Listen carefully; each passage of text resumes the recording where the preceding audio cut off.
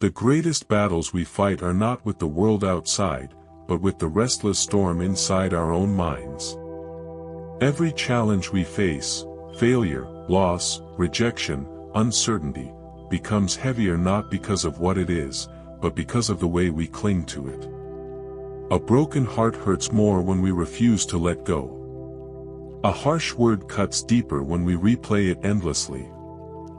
Even the smallest disappointment can destroy our peace if we tie ourselves too tightly to expectations. Buddhist philosophy teaches that suffering is not created by events, but by our relationship to them. Life will always bring storms, but the storm itself is never the problem. It is our attachment, our resistance, and our endless desire for control that break us from within. A river does not resist the stones in its path, it flows around them. A mountain does not collapse because of the wind, it stands steady in silence. In the same way, the mind that learns to flow, to stand firm, and to release what cannot be held, discovers an unshakable strength that no circumstance can destroy. But the unbreakable mind is not built by chance, it is trained. It is shaped through calmness, through detachment, through discipline, and through compassion. It is strengthened not by avoiding pain, but by transforming pain into wisdom. In this journey, we will uncover timeless lessons drawn from Buddhist thought, lessons that reveal how to master your thoughts, how to stop being a slave to emotions, how to face suffering without collapsing, and how to build a mind that bends like bamboo but never breaks. By the end, you will understand that resilience is not about fighting harder, but about seeing life more clearly. One of the greatest sources of human suffering is the belief that we are in complete control of life. We plan every detail, set expectations, and imagine a future where everything unfolds exactly as we wish. But reality does not follow our desires. People behave unpredictably, circumstances change overnight, and unexpected events tear apart even the strongest plans. This gap between what we want and what actually happens is where suffering is born. The Buddha taught that clinging to control is like trying to command the wind. You may try to grasp it, but it slips through your fingers. The harder you hold on, the more frustrated you become. This is why so many people live in constant stress. They measure their happiness not by what life offers, but by how closely life matches their imagined picture. When the picture shatters, they feel broken, even though reality itself has not destroyed them. It is their attachment to the picture that has caused the pain. To overcome this illusion, we must first accept that control is limited. We cannot dictate the world, but we can direct the mind. Events are not always ours to command, but our response to them always is. The wise person understands that life is like the ocean, sometimes calm, sometimes stormy. You cannot calm the waves, but you can learn to sail. Control, then, is not about forcing life into obedience, but about mastering yourself in the face of what comes. When you release the illusion of control, a surprising peace emerges. Instead of constantly fighting reality, you begin to flow with it. Failure does not paralyze you, because you no longer see it as a personal attack, but as part of life's rhythm. Loss does not destroy you, because you know that nothing in this world is permanent. You begin to discover strength not in domination, but in surrender. True freedom lies not in controlling everything, but in being unshaken by anything. Imagine looking into a mirror covered in dust. No matter what stands before it, the reflection will be unclear, distorted, and confusing. This is how most minds operate. They are clouded with endless thoughts, emotions, and fears, so reality appears twisted. We do not see people as they are, we see them through the dust of our judgments. We do not experience the present moment, we experience it through the shadows of memory and expectation. The mind becomes a mirror that reflects more illusion than truth. Buddhism teaches that suffering comes from mistaking these distorted reflections for reality. For example, when someone criticizes us, it is not always their words that wound us, but our own interpretation of them. One person might laugh it off, another might feel devastated. The event is the same, but the reflection in the mirror of the mind is different. This shows us that pain is not in the world itself, but in how the mind reflects it. To cleanse the mirror, we must practice awareness. Awareness is the act of stepping back and observing thoughts without letting them control us. When anger arises, instead of becoming anger, you notice, this is anger. When fear appears, you see, this is fear. By naming and observing emotions, you separate your identity from them.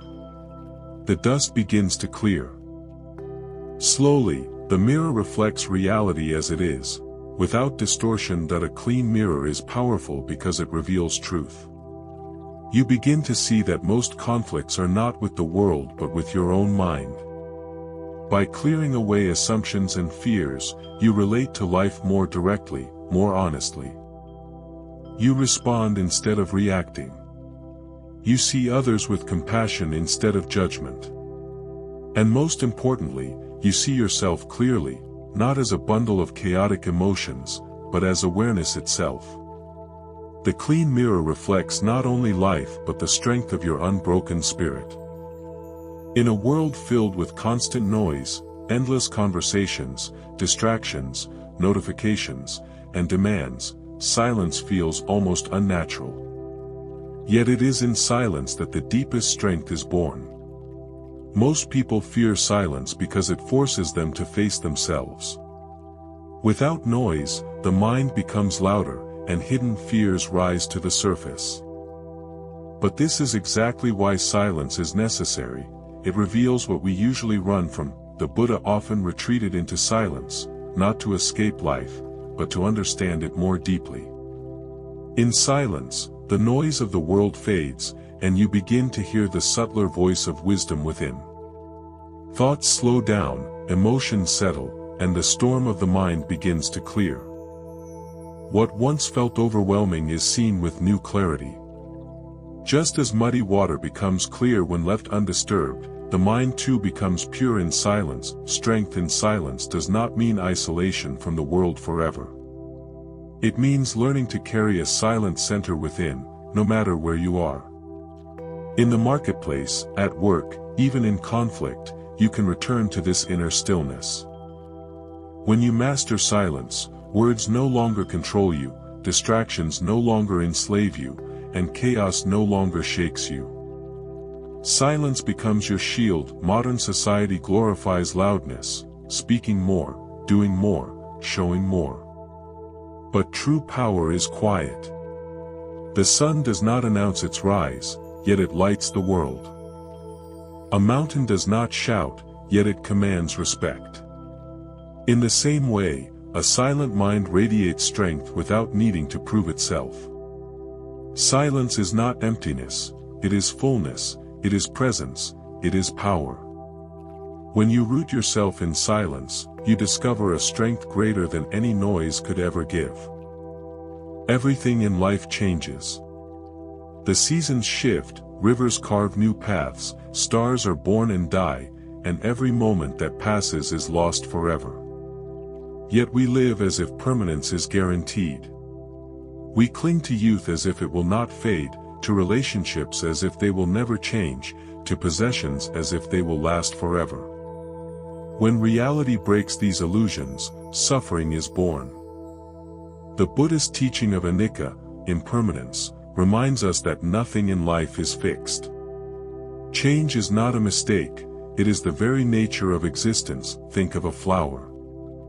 Its beauty comes from its short life. If it bloomed forever, we would stop noticing it. Its fragility makes it precious. In the same way, every moment of our lives has meaning because it cannot be repeated. When we resist impermanence, we fight against truth. But when we accept it, we begin to live fully, appreciating each breath as a gift. Impermanence also gives us freedom. Painful moments do not last forever. Sorrow, anger, and heartbreak eventually pass, just like storms give way to clear skies.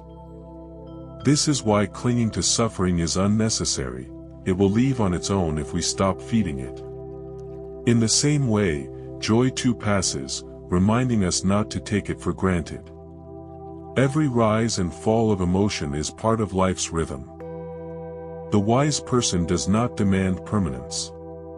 Instead, they dance with impermanence. They savor beauty while it lasts, release pain when it fades, and remain steady through the flow of change. Accepting impermanence does not make life empty, it makes it more vivid. Each smile becomes sacred, each connection more meaningful, each moment infinitely valuable. When we embrace the dance of impermanence, suffering loses its grip, and life reveals its true beauty. When people think of strength, they imagine hardness, unyielding walls, sharp words, or refusal to bend. But Buddhist wisdom teaches that true strength is found not in hardness but in compassion. Compassion is not weakness, it is the armor of the unbreakable mind. It protects us from hatred, anger, and bitterness, which weaken us more than any external enemy ever could. Hatred feels powerful in the moment, but it eats away at the heart. Anger feels like control, but it burns us from within. Compassion, however, transforms pain into understanding and softens the sharpness of suffering. When we choose compassion, we refuse to let the cruelty of others poison us. We protect our peace, not by building walls, but by opening the heart. Compassion begins with empathy. When someone harms us, instead of reacting with rage, we look deeper.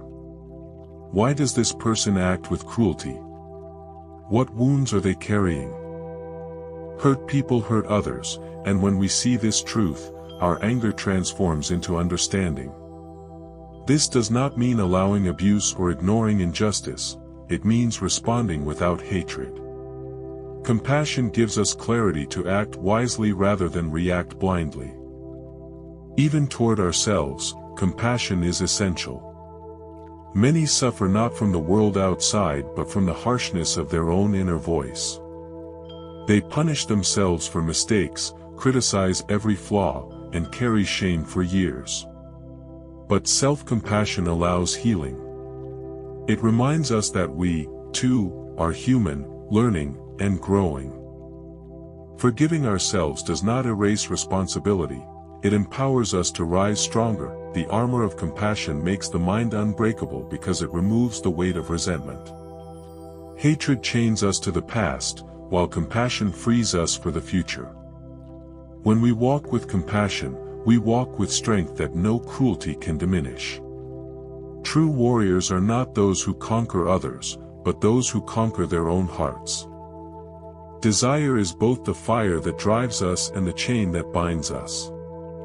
We want wealth, recognition, comfort, and love, and there is nothing wrong with wanting. But when desire controls us, suffering begins. We believe we cannot be happy until our desires are fulfilled, so we chase endlessly.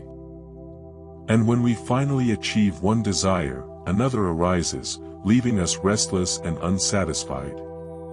The Buddha called this endless cycle tanha, craving that leads to suffering. The untrained mind believes that happiness lies in fulfilling desires.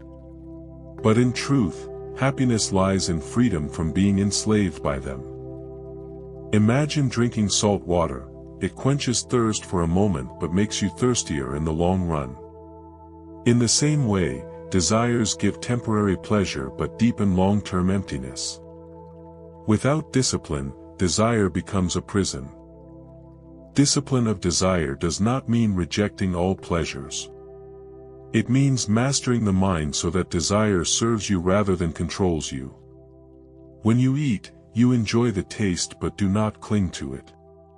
When you succeed, you celebrate but do not let pride consume you.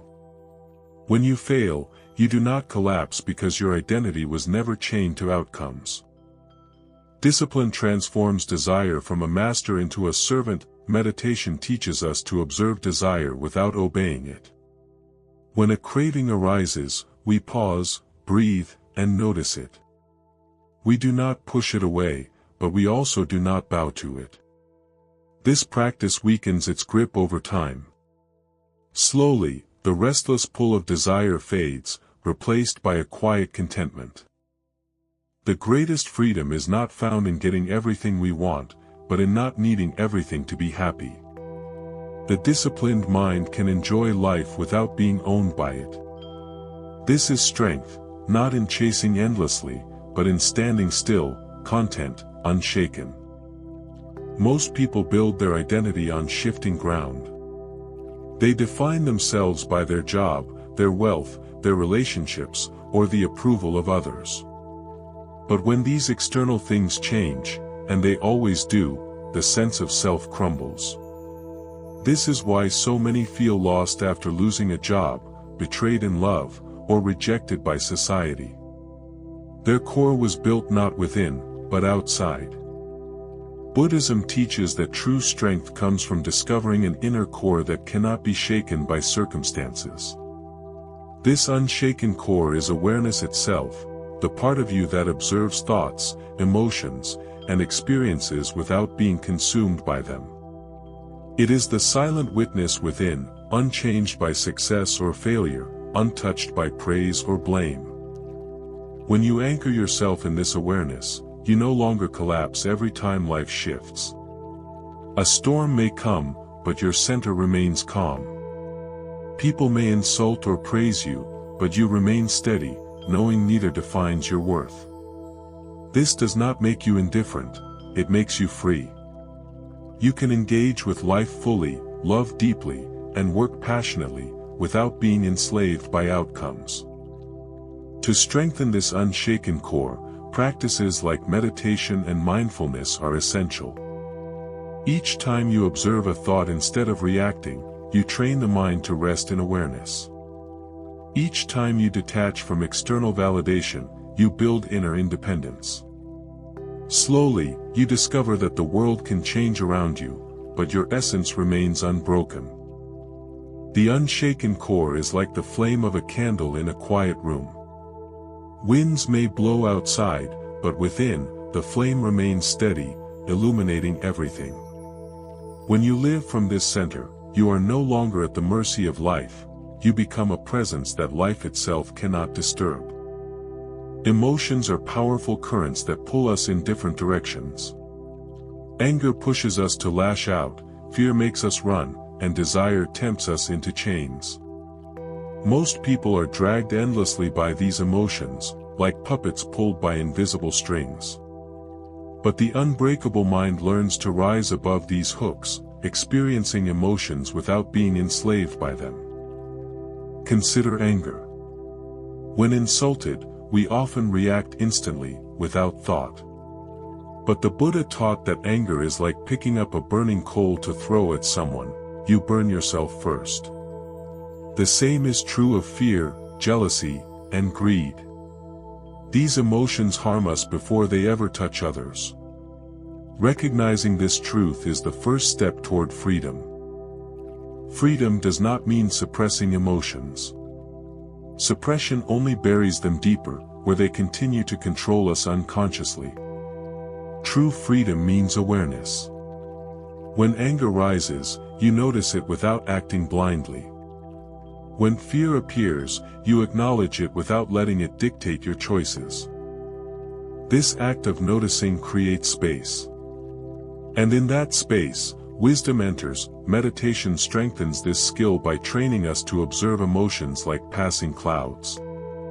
They come, they go, but the sky of awareness remains unchanged. Over time, emotions lose their power to hook us. We feel them fully, but they no longer dominate our behavior. This freedom is the foundation of inner peace. Imagine living without being dragged by every mood, every insult, every desire. You would move through life with clarity, responding with choice rather than reacting with impulse. Emotional freedom does not make you cold or robotic, it makes you deeply alive, because your actions come from wisdom, not slavery. When you master emotional hooks, life stops controlling you. You no longer fight the storm, you sail through it, steering your own course. This is the strength of an unbreakable mind. When life strikes with loss, betrayal, or failure, most people collapse like trees in a storm. But Buddhist wisdom offers another image, the mountain. No matter how fiercely the winds blow, the mountain remains unmoved, silent, grounded, and enduring. This is the strength of the mind trained in stillness. The storms of life are unavoidable. Pain, aging, and death come to all. But what matters is not the storm itself, but the foundation of the mind facing it. A shallow mind collapses, a deep mind stands. The mountain does not resist the storm, nor does it run from it. It endures because its roots are deep and its ground is firm. To build this mountain-like stability, we must root ourselves in wisdom and mindfulness. This means remembering that storms are temporary, but awareness is permanent. Thoughts rise and fall, emotions surge and fade, but the observer within remains unchanged. When we identify with that observer instead of with fleeting feelings, stability emerges naturally. Every act of meditation deepens this foundation. Each time we sit in silence and refuse to be carried away by thought, we add weight to the mountain. Each time we resist reacting in anger, we strengthen the roots. Slowly, we stop being moved by small winds. Even great storms pass, and still we stand. But a mountain's strength is not lifeless. It supports rivers, forests, and life itself. Similarly, a stable mind can remain unshaken while still being compassionate, wise, and alive. True resilience is not cold detachment but calm presence. When you become like the mountain, storms lose their power. You remain steady, grounded, and unbreakable. One of the hardest truths to accept is that everything ends.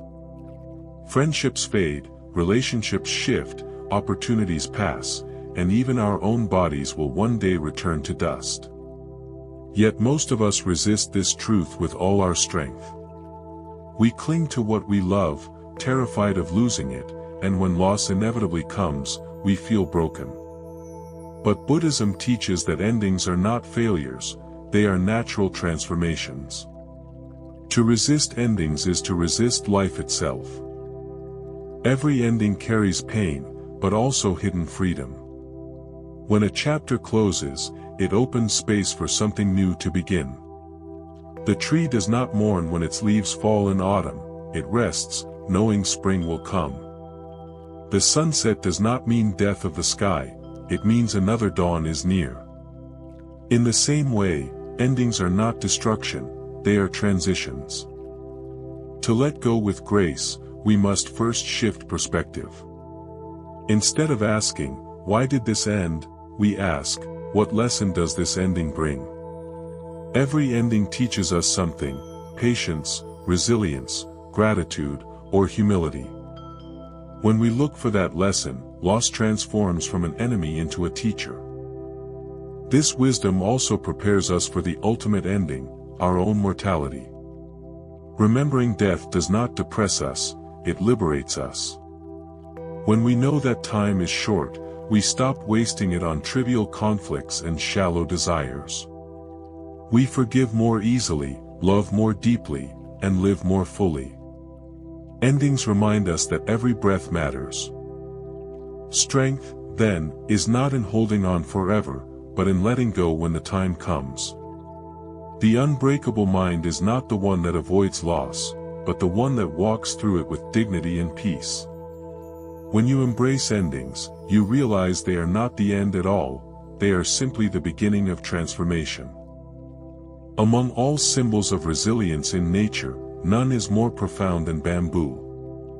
At first glance, bamboo looks fragile, thin, hollow, and flexible. It bends in the wind, sways in the storm, and seems weaker than the oak or pine. Yet when the storm ends, the oak lies broken, the pine splintered, but the bamboo still stands. Its secret is not resistance but flexibility. This is the final key to the unbreakable mind. Life will never unfold exactly as we wish. People will disappoint us, plans will collapse, and storms will arrive without warning. If we stand rigid, demanding life to follow our rules, we will break. But if we learn to bend like bamboo, we survive, not by avoiding hardship, but by adapting to it. Flexibility is not weakness, it is wisdom in action. The hollow nature of bamboo is also symbolic. Its emptiness is what gives it strength. In the same way, the enlightened mind carries no unnecessary burden. It does not cling to pride, anger, or fear. This inner emptiness is not despair, it is clarity. Just as hollow bamboo becomes a flute that carries music, the empty mind becomes a vessel for wisdom and compassion. Another lesson from bamboo is patience. For years, bamboo grows unseen beneath the earth, building a vast root system. Then, when the time is right, it shoots upward with astonishing speed. This reminds us that silent preparation is not wasted. Every moment of meditation, discipline, and self-reflection builds invisible roots. And when life demands our strength, we rise swiftly, supported by what we cultivated in silence. The bamboo teaches us that true strength is not about being unbending but about being unbroken. When you embody its secret, storms no longer terrify you. Change no longer weakens you. Hardship no longer defines you. You bend, but you do not break. You adapt, but you do not collapse. The bamboo secret is the art of living lightly yet powerfully, flexible in form, unshakable in essence.